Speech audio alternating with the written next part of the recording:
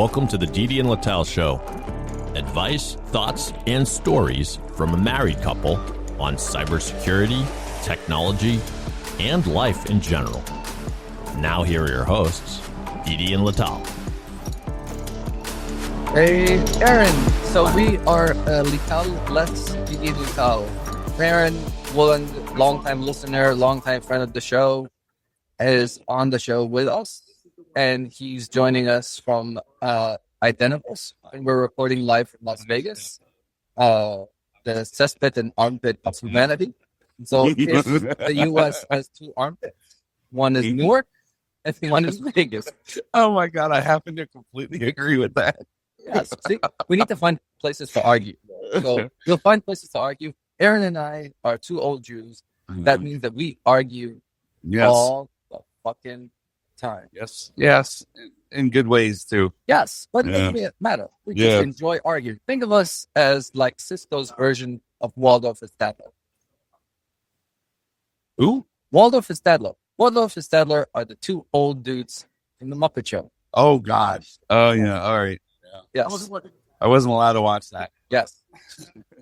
So unfortunately for those watching the video version, I am nowhere near as nice to look at as Littell. So it is what it is. We take what we have. So we're recording live from location. We are going to talk a little bit about the conference. We are going to talk about what we've learned in the conference and kind of see where we go. But of course, Dave, the show will not be the show if we don't start with hockey news. The Stanley Cup final started yesterday as we're recording. Connor McDavid is Connor McDavid. Leon Draisaitl had the goal, the overtime game-winning goal. Marshy had a goal. It was a very good game. The wrong side won. We're just pulling for just pulling for Marchand. That's I'm just rooting for one player at this point. No. We're rooting for Canada to lose. It's really important for Canada to lose. This is the most fun thing ever, and so I finished my talk yesterday with Go Panthers. You may actually get me to watch hockey again. Yes, that's about it. I'll probably, when we raise the topic of the show on LinkedIn, I will stick my picture from that I took yesterday from the lounge, big screen. So did you do that? The one over near the Michael Jackson thing? Oh yeah, that's a good place to watch. Yep. So we are watching. Did you bet? No, I don't bet. Betting on sports is somebody that doesn't know statistics. No, obviously. Yes. The only thing I will gamble on in Vegas is craps. Okay. When I was 21, my father taught me craps, and because I'd lost all the money I was willing to lose within 10 minutes of playing blackjack. Okay. And he was like, "Here's some money. Let's go to the craps table." And I have never played anything in a casino since. So the thing I love about craps is the fact that you can play against everybody else. So everybody bets, and you say, "You know what? I'm short with the house." You're shorting the everybody else. Yeah. It's always fun because Dennis, another member a longtime member of the show. Yeah. He goes to Vegas and bets against everybody and celebrates. He bets like $5. People lose like 20, 30, 100. And he says, "Oh, yes, I won." Yeah. But it doesnn't affect them. No, the fact that he doesn't get stabbed doesn't help. It doesn't affect them, though. It's not like if he makes the wrong move in poker. Yep. And he doesn't hit when he's supposed to, because that will upset everyone. Yep. Right. So, but in craps, it doesn't harm the other players in any way for you to bet with the house. Okay. So it's a harmless thing. Cool. Now let's talk about what we're here for. Sure. Aaron, give us a couple of thoughts on what have you learned during this conference? Because this is your first time in the conference, right? This is my first time at Identiverse, and what I am discovering is that it is a conference for vendors, more than I think the practitioners. So there's 3,000 people, 5,000 people, somewhere in there. Yep. And it seems like almost all of them work for Cisco. Yep. We have a huge presence here. Yes. In fact, the people behind us are from Cisco, and they are chatting away. They're here from all different walks, either sales, customer experience. You can bomb the. We got Lars from who is he runs all the product at Duo. Yep. We've got 1 million of people from Cisco here for this conference. And I'm not running into many customers. I have. So Oh, good. the way to run into customers is two things: is look for the people actually taking notes in the talks. Most of them are customers. Yeah. Also, I kind of walk around and talk to people.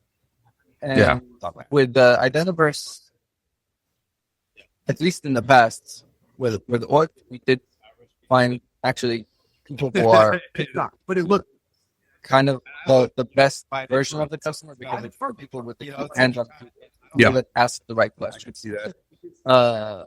Like the guy that was on my talk yesterday from the front row, that is somebody that thought that he had a grip on his plan to establish identity and root of trust, but clearly he did not. Yeah. So That's this true. this is an interesting thing to keep in mind. So that is kind of it's a mixed bag. It's not as customer oriented as the Gartner Identity Conference, which is very, very heavy on customers. Makes sense. But I do think that this has a lot more customers than, let's say, RSA. Mhm. Oh, for sure. No. I didn't mean there were no customers. I'm just exaggerating a little bit. There are a lot of vendors here, though. There are. Gathering competitive intel. We're doing the same thing. I mean, Yep. I walked up and I spoke to the people at Beyond Identity. It's an interesting company. Yes. And you met Susan. I did. I met Susan, who said Lital is the best boss ever. Yes. Yeah. So, unfortunately, Lital couldn't be here for that compliment herself. But yeah, that was She's doing like colleges with Ron. So oh yeah, that's a important. fun time. That's a fun time. Are you splitting that up? No. Okay. Lital is taking the burden because first, I don't understand all this obsession about what college or not. I grew up in a country where there were 5 universities, and you picked one because you picked one. Okay. And I picked one because I'm lazy. I wanted the one that's Closest. closest to my house. Okay.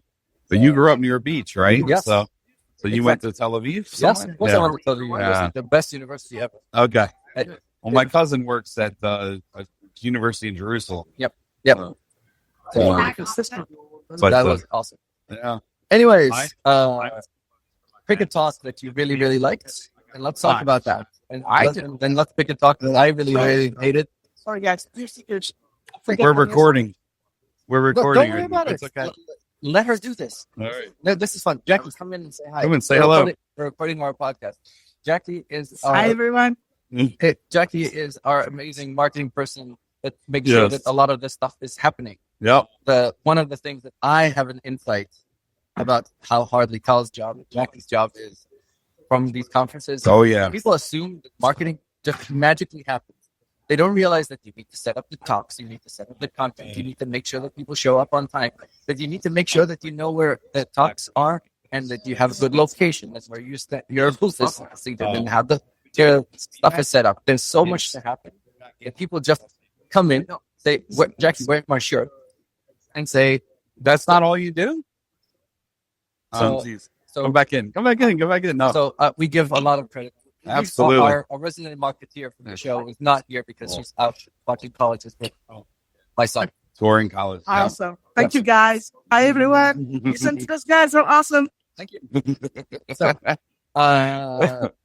back to my point is, it did make sense. So one of the things that, like yesterday, we were talking about understanding some of these things, and like a lesson that we learned from Lital is the location of your talk is super critical. Like last time when I was speaking with Alex and Identiverse, we were much closer to lunch. We had double the attendance that we had at this talk this time, even though our ratings are very, very high. Yeah. Which means that the talks are still good. People still like the talk. It's just that if you're in the furthest place from lunch, It also, what are you competing with at the same time? Yes. The one thing I found about this conference, to skip back from the colleges, but there were a lot of talks. There were a lot of talks that I wanted to be in, and they all competed with other talks I wanted to be in at the exact same time, which is, I'm sure, it's a difficult thing. Yep. So you have to just say, all right, which one's going to be the most valuable for me in my role, and that's the one I'm going to pick. Awesome. So, I want to talk about the product talk. Do it. You know why I want to Yeah. talk? So Aaron is an expert on XDR. Okay. And Aaron and I have a long-running argument Dude, I love about that. the need for real timeliness versus non-real timeliness Or close. of Near timeliness. near timeliness of events. Yeah. Well, I say that in identity space, it doesn't matter Okay. because the factor is human. So it was really interesting. So first, for those that don't know what the Chewbacca defense is, South Park, Google Chewbacca defense. It is very, very effective.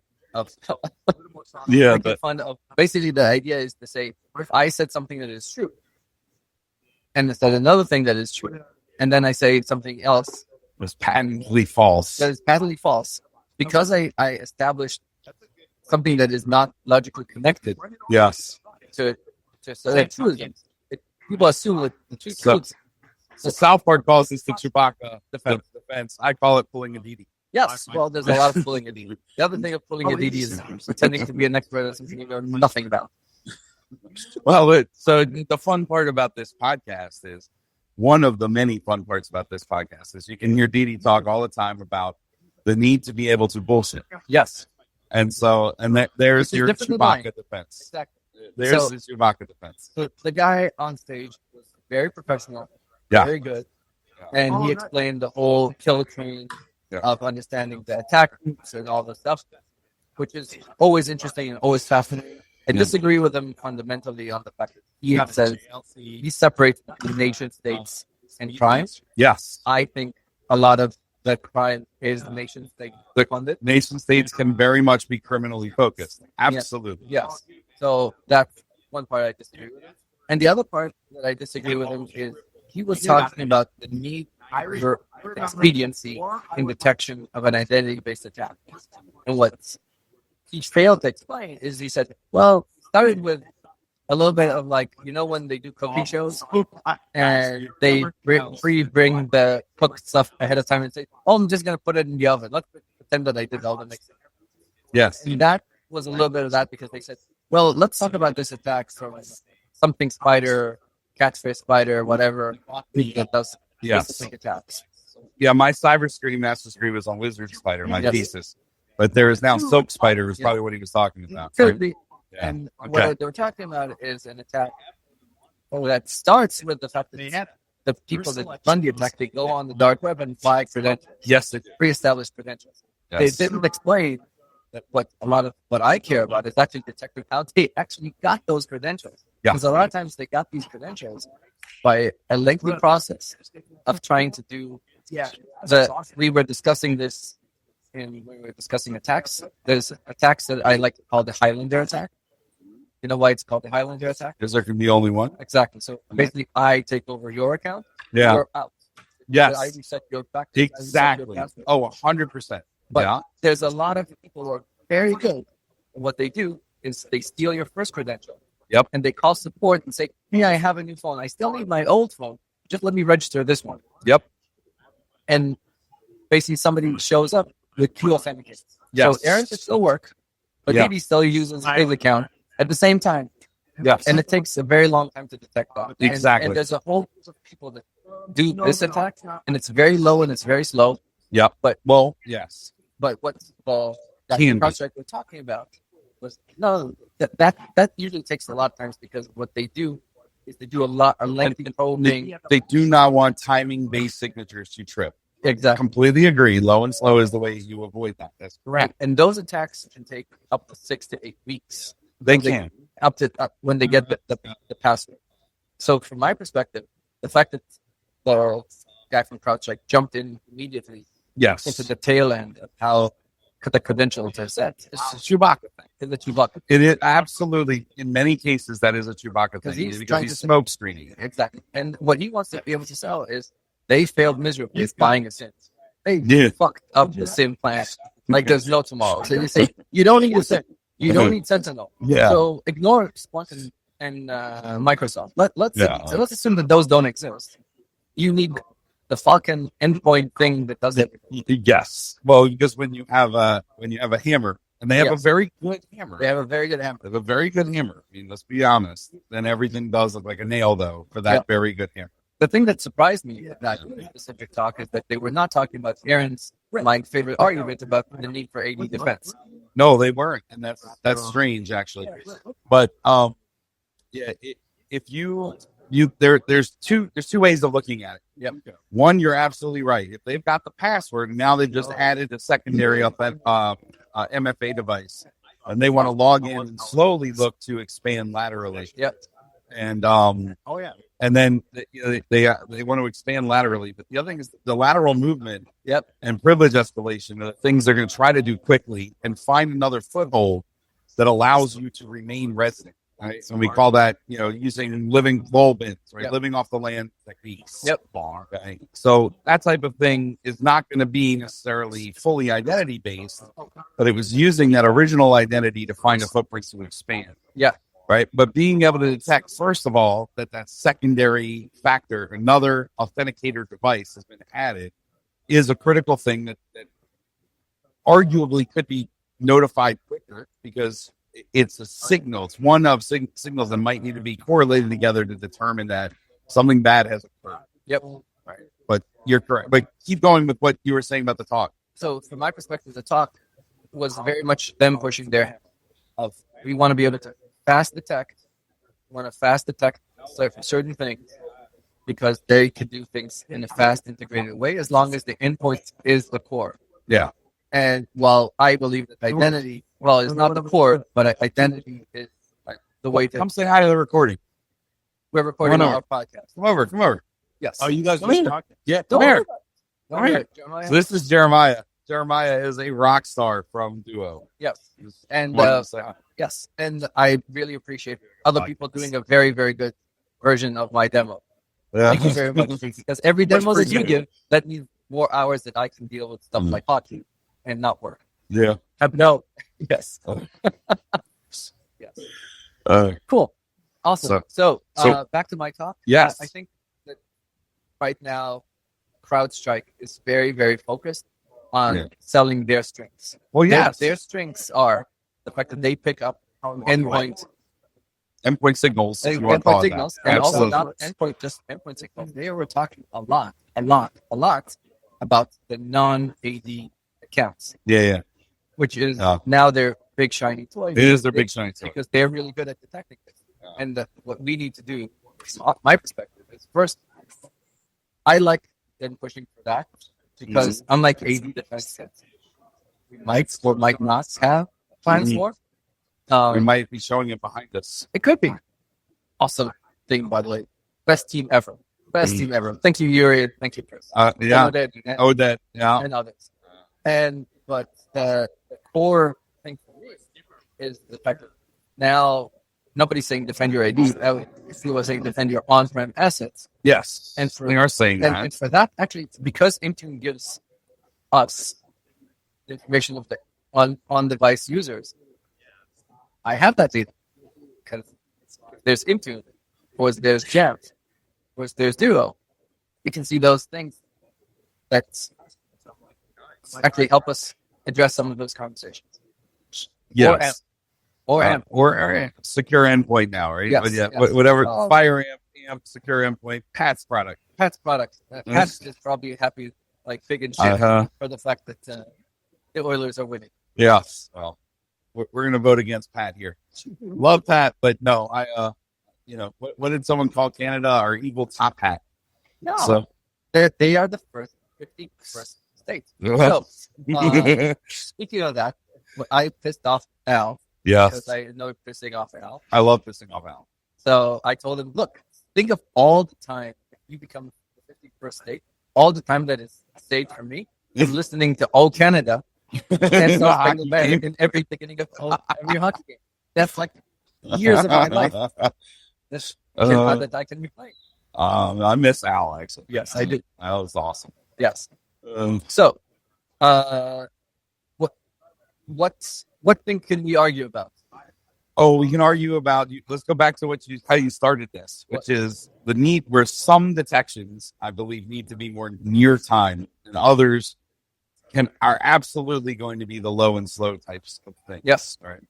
So let's talk about something where Didi I completely agree with, right? Which is so you helped create back at RSA RSA's risk-based authentication product with a bunch of people who still work with you. Yep. All right. So, and one of the things that we agree about RBA or risk-based authentication is that it needs to happen at the time of authentication. Correct. Yes. So we completely agree on this. Yep. Okay. Where I am, I think of a slightly different mind than you is one of the things I loved about work. And so for anyone on the podcast that doesn't know, I pushed very hard for Cisco to acquire Hort. And we're grateful for that. Although it did not come in the way I wanted it to. As a product. As a separate product or as part of the XDR team that I worked for at the time. And therefore I left the XDR team and went to go work for your co-founder, Matt. And now I'm over in Duo and full identity land now. Yes. But You're where you belong. I'm where I belong. I love identity. Yes. So, but the thing that I loved about Hort is, and the thing that I dislike, and I'm noticing, by the way, I have to mention this about Microsoft. Microsoft's talk, which is the one that I attended while you were attending another one, they talked about receiving identity logs from everything. Yep. Which used to be what we would say at Hort, or now identity intelligence, because you don't have one IDP, you have multiple. Yep. So if your RBA, Yep, or your signals only come from the authentications that you're receiving directly, you're missing a lot of what's going on in the organization. So I love the concept of identity intelligence, where it is receiving the logs, the signals, the activities from all the different authenticators that are being used, authentication systems that are being used within an organization to find signals and alert on. Yep. Right? So because if Didi, you're logging in from Las Vegas right now and you hit Duo, okay, great. But you also may hit Okta from a legacy system that's still at Cisco. Yep. Right? They're not talking to each other. Yep. And they don't have to with something like identity intelligence because it's all coming into the into the system that way. Yep.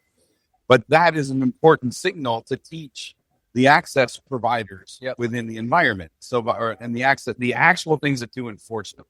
Yeah. So could it be down to a network level? Could it be using tape and shared signals to inform other systems like a zero trust system, like a wireless access controller, like other decision makers? And when you look at an architecture, it'd be called a policy decision point and a policy enforcement point to go change access because of those signals from those multiple systems.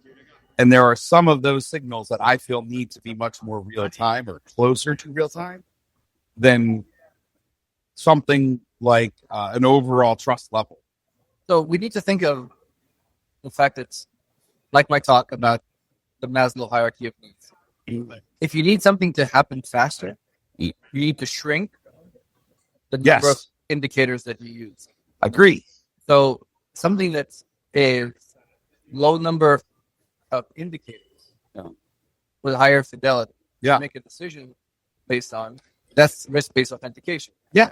How many did you have in your original RBA model? There's like 18 or so. Let's start with the funny story of how RBA came to be. Sure. This was not me. This is a very sharp guy named Lior and another guy called Uri Rivner that was sitting there in Toyota that was built on credit card fraud detection. Yeah. And they looked at the data and said, how about we alert every time somebody comes in from Russia? That was the only detection that they had. Okay. Let's start with say, how can we, if we block everybody that comes in from Russia, how will it change the fraud numbers? Yeah. You know how it changed fraud numbers? By 35%. Just for that one signal? This was like early 2000s. Let's start Russian. So it started by just blocking people coming to Russia. The Chinese, back then, we're not even doing all the stuff that the Chinese are doing now. Just block the Russians. Just block the Russians. And they sounds like a good life lesson. Exactly. So they started with just doing that for credit card transactions. Sure. And then they said, you know what? What else can we find? Because they saw how impactful just blocking the Russian meant. Yeah. And back then, people were not that sharp about fudging around the user agent string. Yeah. So they said, you know what? Let's look at the user agent string. and let's see what languages the user uses. So Aaron will probably just have English because, as you know, Americans just speak English. Keep on. And they added a few more things, like user agent string. They added language support. They added device and OS and things like that. Yes. Yep. And they saw that with those things, they reduce risk significantly for credit card transactions. Mm-hmm.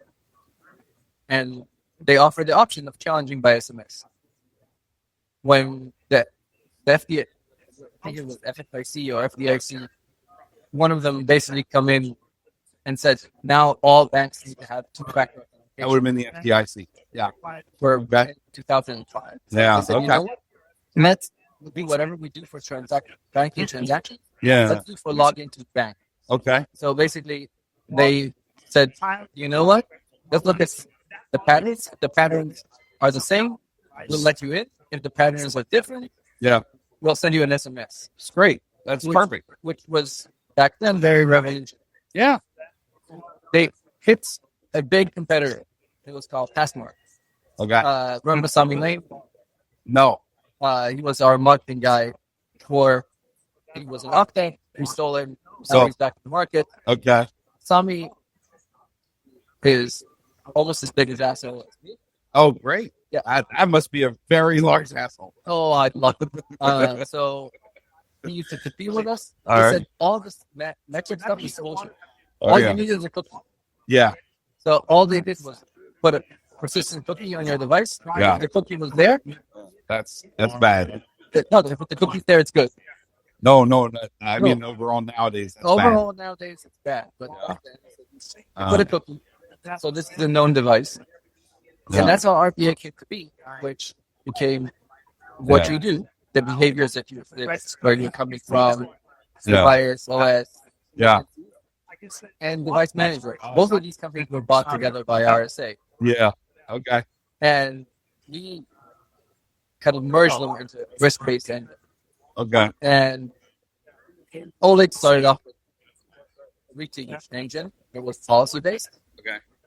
Say, let's have a lot of rules, and we do a quick processing of the transaction is good or bad.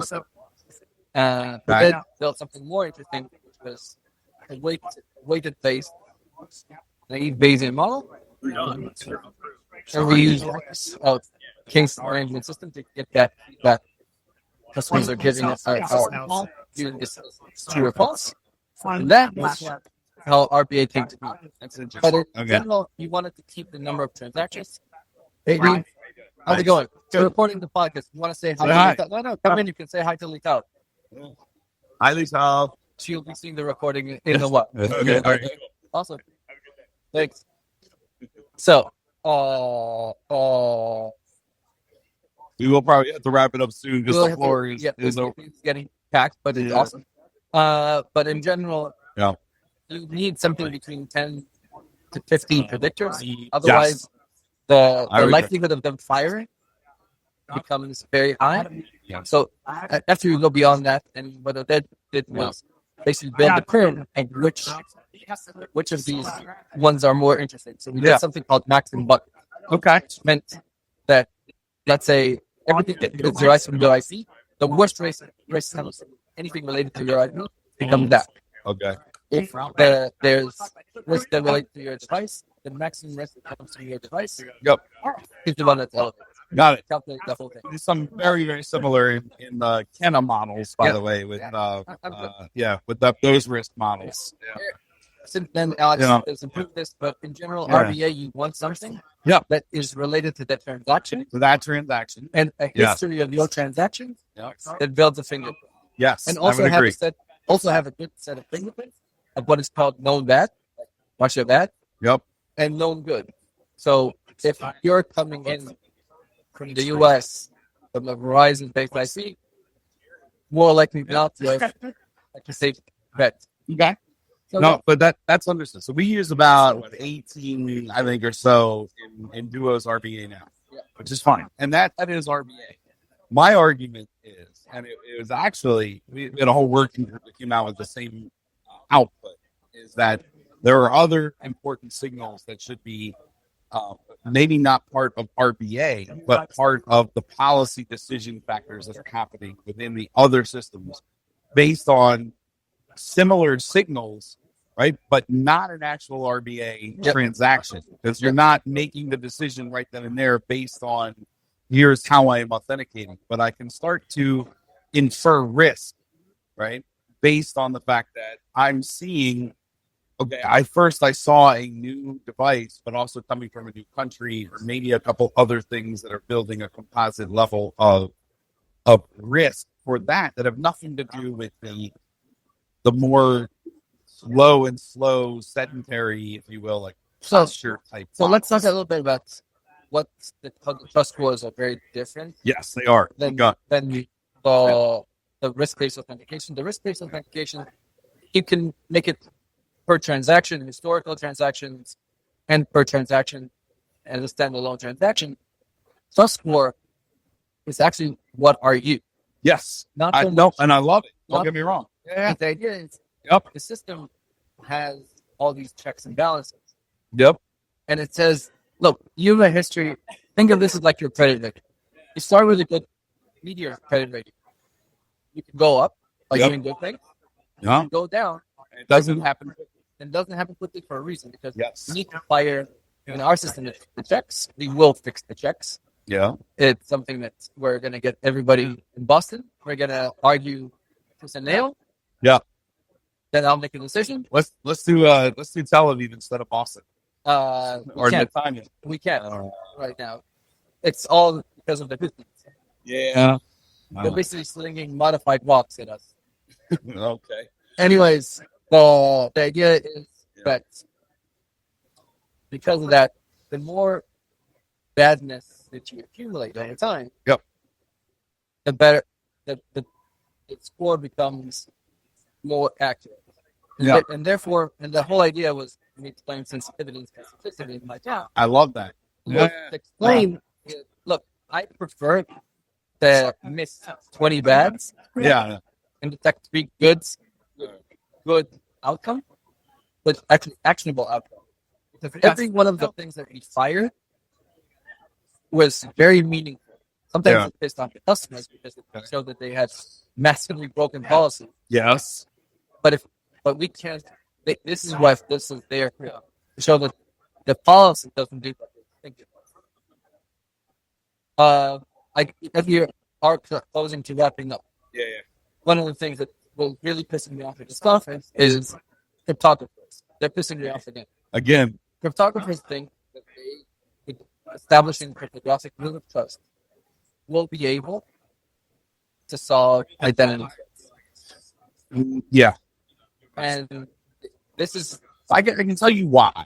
Right. Yep. So let's look at something you do know very well, given your work knowledge with history. Yep. Right. So is a passkey a stronger authentication factor than a password? So I'll tell you, the real problem is establishing the root of trust. No, I get that, but just yes or no. How long is the No, password? Chewbacca. How long is the password? No, it doesn't matter. 17 characters long with spaces, special characters, all of that. So there's this guy called Oleg. Yeah. You might have heard of him. I am.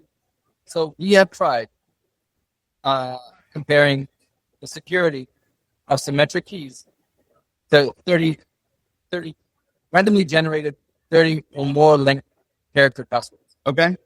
You know what the difference is? Okay. Well, let me, first of all, people can use a 30-character passphrase.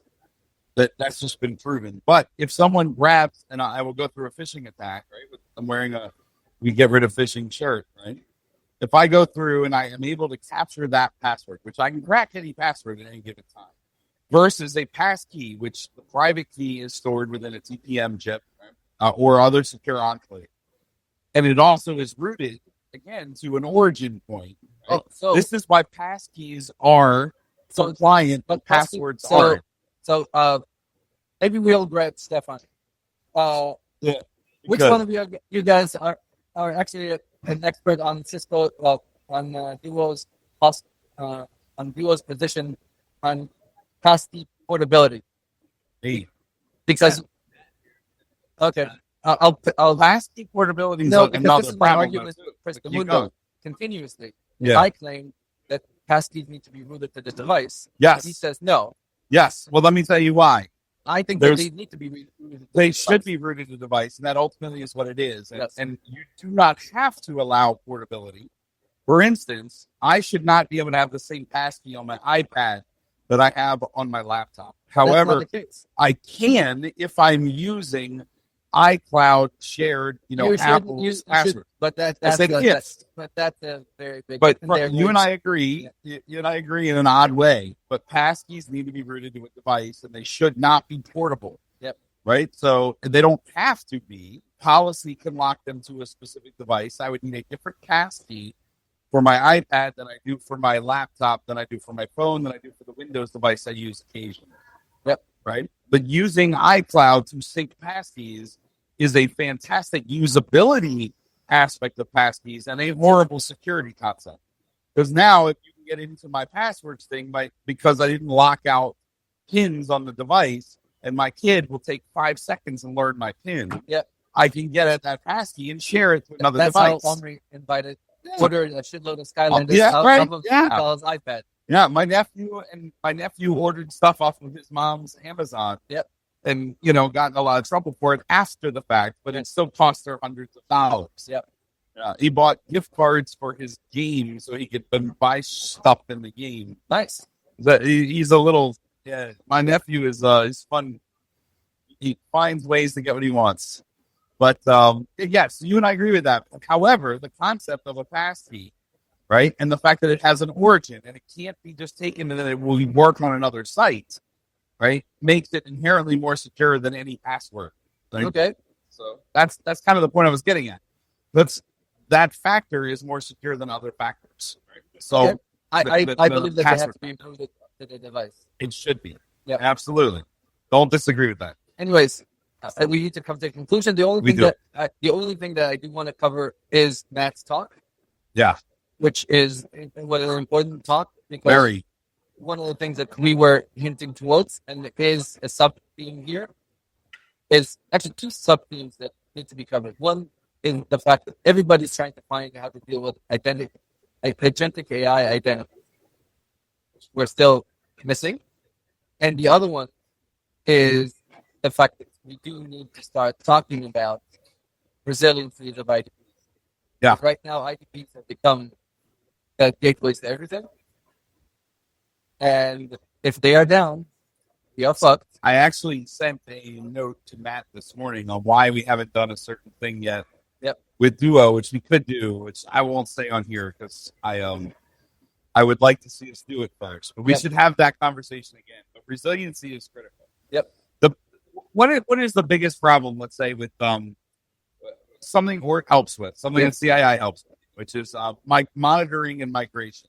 Yep. Right? So the monitoring and the migration of thousands of apps at a customer, right? From one IDP to another. Why is it such a slow process?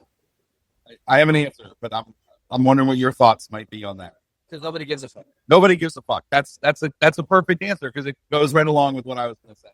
I would say a little more politely because it involves too many people that's not their priority. Yep. So if I'm an application owner and I put myself in the position of an application owner, forget the end user. End user doesn't give a fuck about any of them. Yep. They just want to be able to log in and use their stuff. I don't Yep. care if it goes to Okta, I don't care if it goes to Duo, I don't care if it goes to Microsoft. I want to authenticate and get in. Right? The application owner has to worry about the application itself. Are we adding new tables? Are we changing schemas? Are we putting Yep. more functions in the app? They set up single sign-on, right? And they got it working. They don't want to touch it again. So for me to get the application owner to agree to reconfigure their single sign-on, instead of pointing to IDP number 1, I need you to point to IDP number 2, requires convincing. Yep. Right? You have no choice. Right? Shit, your own ops team Yep. needs to do something. Or they need to do something. They're going to fit it into their schedule when it can fit. It'll Yep. go on a prioritized list. Yep. And if it's not about keeping the product running, it's going to get Pushed out. delayed, right? It's going to get pushed out. right? We see that with like Amazon needs us to upgrade from this version to that version. Okay, well, that'll happen before that version goes end of life, but it's not going to take priority. The fact that Office still supports the SHA-1 keys because Yeah. everybody refuses to upgrade from those. By the way, my claim is that we're putting a lot more emphasis on application migration than we should. Yeah. Because here's the other thing that we've discovered thanks to the amazing guys from the Cisco team. The half-life of many applications is very short. Because a lot of application owners are very much with very short. We are churning shit constantly, Exactly. right? Yes, So I agree. what happens is that we can migrate away from a lot of these applications Yes, as they evolve. So basically, new application comes in, and therefore we're getting away from this. I agree. So I agree. And that's a very good point that I completely agree with. But it also shows that, like, we'll use Cisco, for example. We were all in on something called Smart Sheets for the longest time, right? Smart Sheets went away, right? But we had 13 different spreadsheeting type applications and forms-based applications. Yep. And we are constantly changing. So the half-life is definitely short, right? At a company like ours. But eventually you have some of these things that are very, very long there. Yes. And those are the ones where you got to get the application owner to give a shit because that application is only going to be able to define one IDP most likely. Well, that's the part where we need to put in some level of brokering to be able to support multiple. And I have an answer for all of that Awesome. I sent out the math this morning, and we'll see if we go with it or not. But you just got to think like a hacker. Yes, I agree. Yeah. So I think we need to wrap up. We do. Well, We need to do this again. We need to do this again. One of the other things I was going to tell you, by the way, is that in an attack that we just detected, one of the pieces of incident response, the hackers don't even bother changing user agent strings right now. That it's literally coming in as a Python user agent string. Oh, because they're that lazy and they know that systems aren't caring. There is a check for this. I know, but it just cracks me up that we're still in a world where the hackers are like, yeah, people's defenses are so poor. I don't even. By the way, I don't have to worry about this spoofing a user agent. That is the check that we are considering putting in this real time. Yeah, because it should be because it's a single transaction. Yeah, and basically put a list of bad user agents. Yeah, and make it real time. Yeah, that we should be doing. Yeah, absolutely. Awesome. All right, Aaron, pleasure as always. Thank you, brother. Lital, next time I hope you're with us. If you are listening to the Didi Lital Show, this is a weekly podcast. Please crash the subscribe button. Listen to us. If you have not seen the Chewbacca Defense, go listen to the Chewbacca Defense. And everybody, it was a pleasure recording from live. Hopefully, when we look at it, it won't come up like a complete mess, but I trust Dave. That's what he's doing. Right. Everybody, thanks. Have a good week, and see you soon. See you soon.